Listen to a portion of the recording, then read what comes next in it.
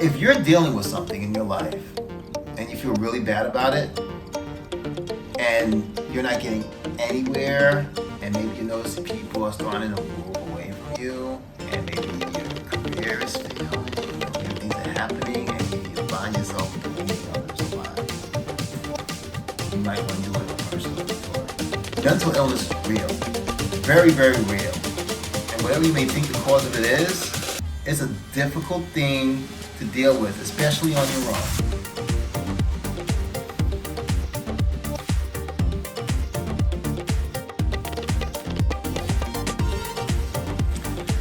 Hello, welcome to another episode of Balance Act. My name is Juan, and today I wanted to talk about personality traits and how they can be harmful to us. So, I had a run-in recently with a narcissist. Ooh, a narcissist. Well, I'm not going to call her a narcissist because I'm not a doctor. I'm not going to diagnose this person with narcissism. However, I did recognize that this person had narcissistic traits.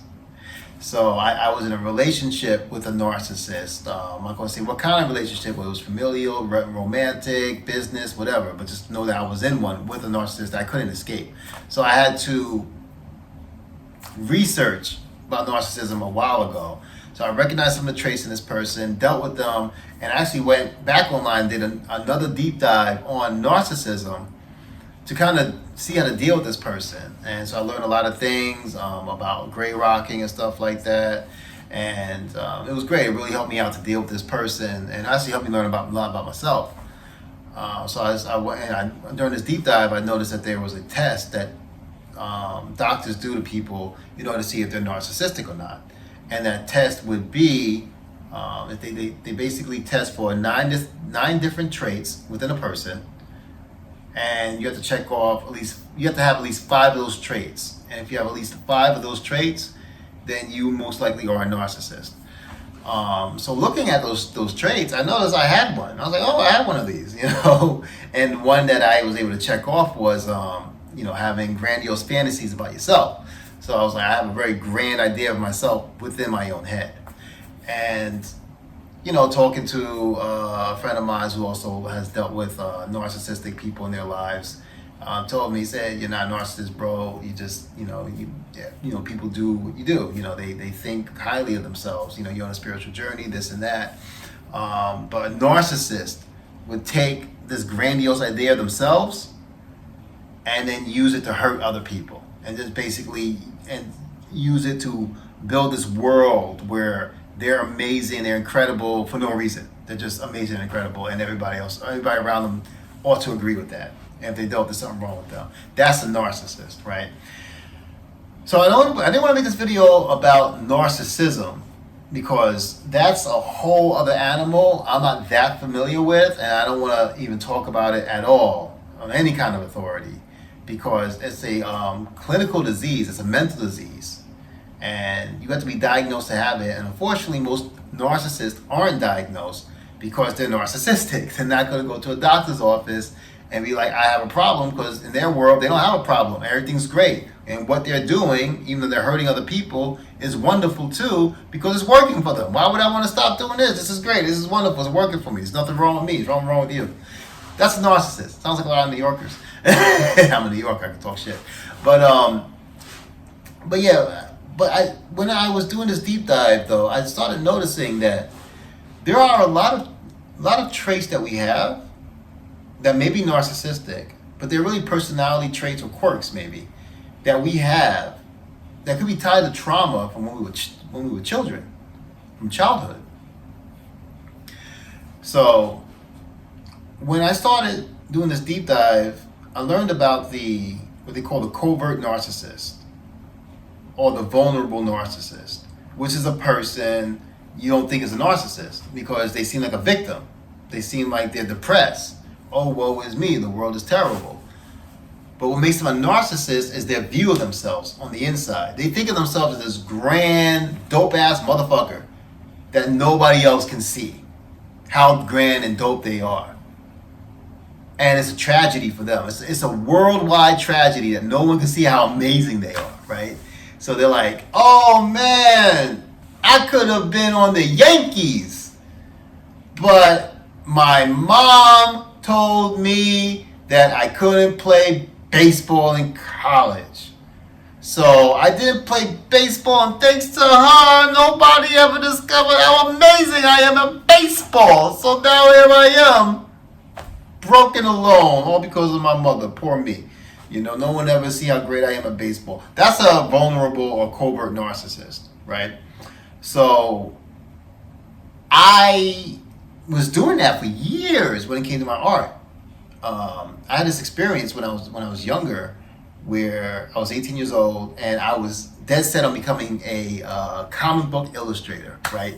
I knew from the age of 16 I wanted to be one. I did my research on how to become one, and I knew as soon as I graduated from high school, I was going to take myself and my portfolio that I spent all summer preparing, right over to Marvel, right over to DC comic books, and become this comic book illustrator, right? So my mom this plan before I graduated high school. She said, screw that plan, you're going to college. And I got upset, and I was like, no, I'm not going to college. And my mom, first of all, is one of the most wonderful people you ever meet. I know everybody says about the mom, but she really is. I mean, she's the type to get the shirt off her back, the shoes off her feet, and she'll give her pants for good measure just to make sure that you're okay. Like, for real. That's my mom. Like, she saves lives, like literally and figuratively. She's amazing. But when I was 18 years old and she told me I could go to college, I was like, no, it was horrible. It was horrible. I couldn't understand. So I'm a mama's boy, 100%, 1,000% a mama's boy. Never said no to my mom ever in my life. Never had to.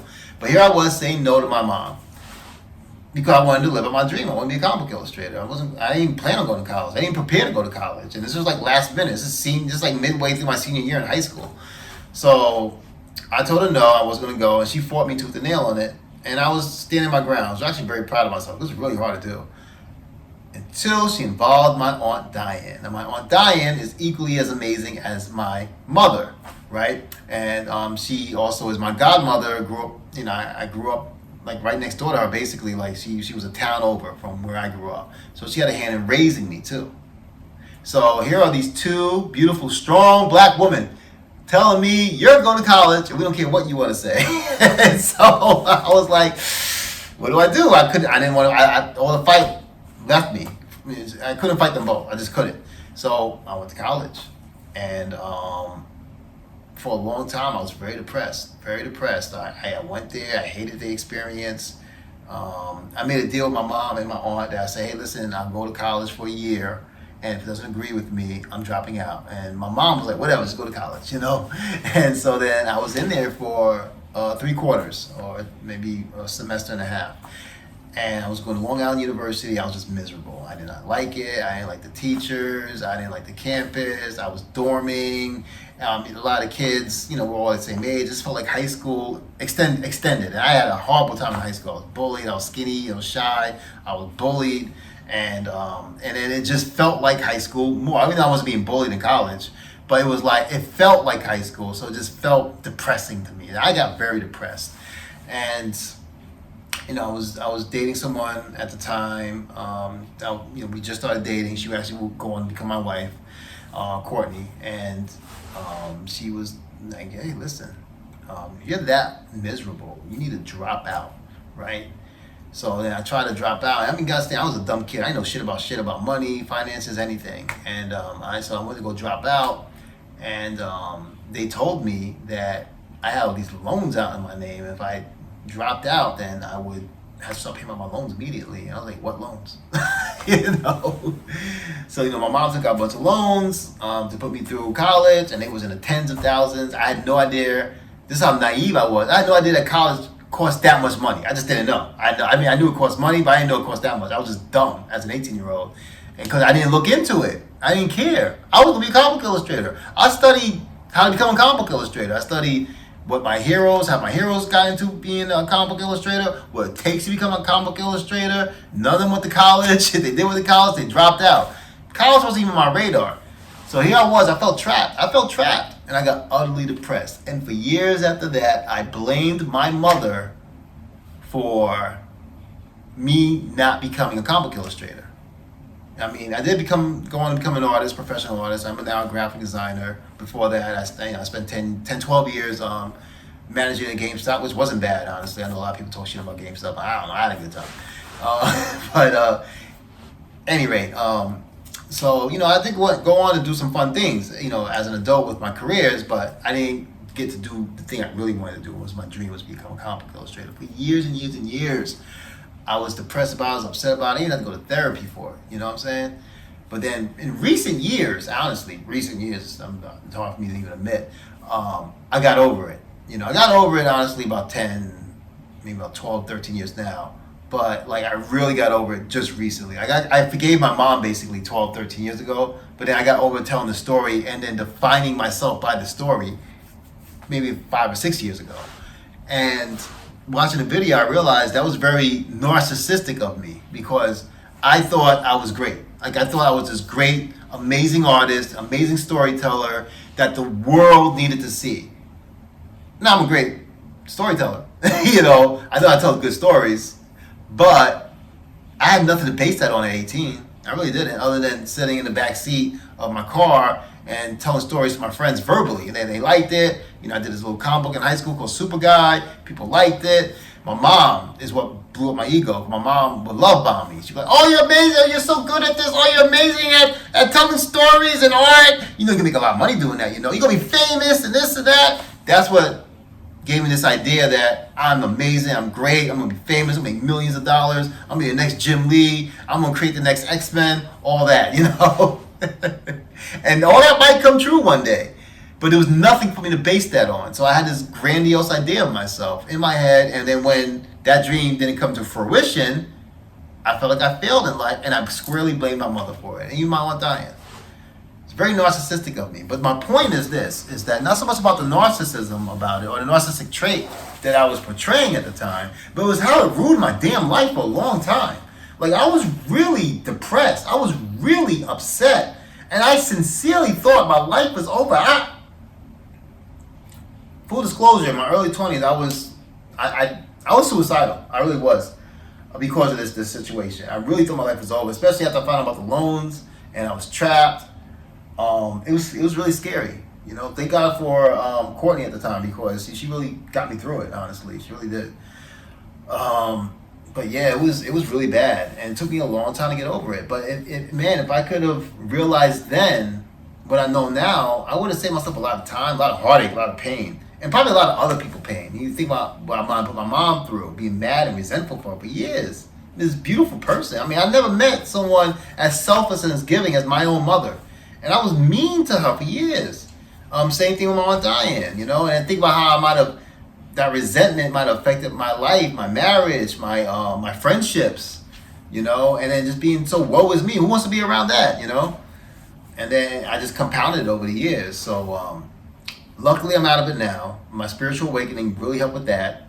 Therapy, having great friends and just luckily I was able to pull myself out of it. I was able to see the light, so to speak. But it's really hard. It's really hard to see. When you're stuck in your own head, in your own bullshit, it's really hard. It's like you're stuck in a cave and you just can't see the light. You just can't see the light right around the corner. All you gotta do is get up, stand up, walk around the corner. You're out, you're free. But when you're stuck in that darkness, man, you might as well be miles underground. For real. So if you're dealing with something in your life and you feel really bad about it and you're not getting anywhere and maybe you notice people are starting to move away from you and maybe your career is failing or maybe things are happening and you find yourself blaming others a lot, you might want to do a personal inventory. You might want to look at yourself and see what you're doing that's causing the issue. Because chances are it's you. It's nothing else, nobody else. And that's one of the hardest things about this spiritual journey I've been on. And this is not just a spiritual journey. This is a wellness journey. No matter what the hell you believe in, mental illness is real. Very, very real. And whatever you may think the cause of it is, it's a difficult thing to deal with, especially on your own. And it's particularly hard to admit that you're the cause of your own illness. I had to realize, I had to come to terms with I did things that caused me to not even try to become a comic book illustrator. I didn't even try to become a comic book illustrator. And what were those things? I listened to my mom. I didn't have to listen to her. As difficult as it may have been at the time, as naive I may have been, being an 18-year-old, I did not have to listen to her or my aunt. But I did. I take responsibility for that. And then after that, I got depressed and woe was me. I could have been applying to Marvel, DC, whoever, while I was in college even. But my mentals was all messed up. So I got depressed and I had low energy, and plus I was busy. I was a full-time student, Plus I was dating a beautiful woman, But I made that choice. I made that choice to stay in college. I could have got a part-time job, pay off those loans little by little, research a little bit more about the paying off loans and what it takes. I didn't do anything. I just got, oh no, I've never seen this much money before. I'm depressed, That was me. That was my reaction. I got to take responsibility for that. It's not my mom's fault at all. Not even really my fault. Like I said, I was a naive kid. But I have to take responsibility for what I did. And it's hard to do that because you have to admit you're wrong, and it's painful, especially if you built a world around you to protect you, because our brains are slick. They will do things without your permission, without your agency, to protect you.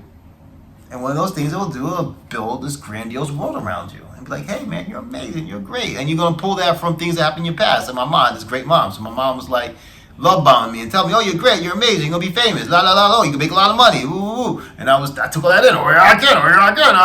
And I was telling my friends these stories in the backseat of the car while we were driving somewhere. Like my mom was 12 years old in the backseat of the car with my friends. We're driving to like Fun Zone or to GameStop or something. And I'm telling these stories like, oh man, that's great, that's amazing. Oh, what's the next one? What's the next thing that's gonna happen? What's gonna happen with this character, that character? And I was getting all this proof around me. And so I was like, I'm gonna be a millionaire. And then that didn't happen, then it was like, you should have been a millionaire. But it's not your fault, But it wasn't. But sure as hell is my responsibility.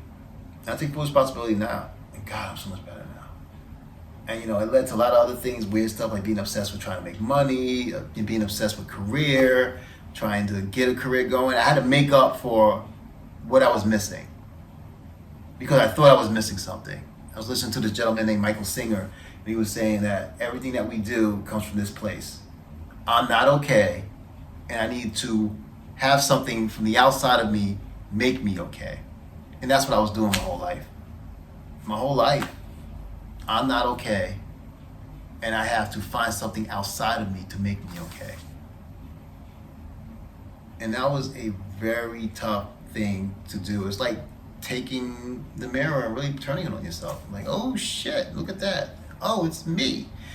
And it's a very difficult thing to realize. Now here's the thing you gotta realize, and you gotta teach yourself this, because you're not gonna believe it at first. Because it doesn't matter what you think, it's what you believe and what you feel. It took me a long time to believe and feel this. I've known it for years, but I've only really very recently, I've come to terms with this. I'm okay. I'm okay. I'm okay. I'm good. I'm good. I'm okay. I don't need anything from the outside. I'm okay. Look at me. I'm okay. Hey, look, I'm okay. I'm okay. I'm okay. I'm okay. Maybe another episode, I'll let you know how I got there. But this episode, I definitely just wanted to explore the idea that if you're having some issues in your life is not going the way you want it to go, you don't have the job that you want, you're not in a relationship you want to be in, you're not living where you want to live in, you're in a negative situation with a family member or a coworker, and you notice that nothing's changing, matter of fact, maybe things are getting worse. You used to have a lot of friends, now you have very little friends. Nobody likes you, the world is terrible, the world's ending, we got climate change, Donald Trump's probably going to be president again, there's a lot going on. If that's what you're focused on, and that's what you notice in your own life, it's time to start looking in the mirror and see what you're doing. Because a good opportunity, you're responsible. It may not be your fault, but you're responsible, and you're responsible for the outcome of your life. Tough pill to swallow. But from personal experience, once you decide to swallow that pill, you go through the pain of healing. It is 100% worth it. And you'll find the happiness finally that you've been looking for. And the part that will really screw you up is that it was always there. You didn't have to go nowhere to find it. It was always there. All right, guys, thank you again for joining me for another episode of Balanced Act. And as always, I love you. And may you find that balanced road between the practical and the metaphysical to your own well-being. Thanks again. See you next week.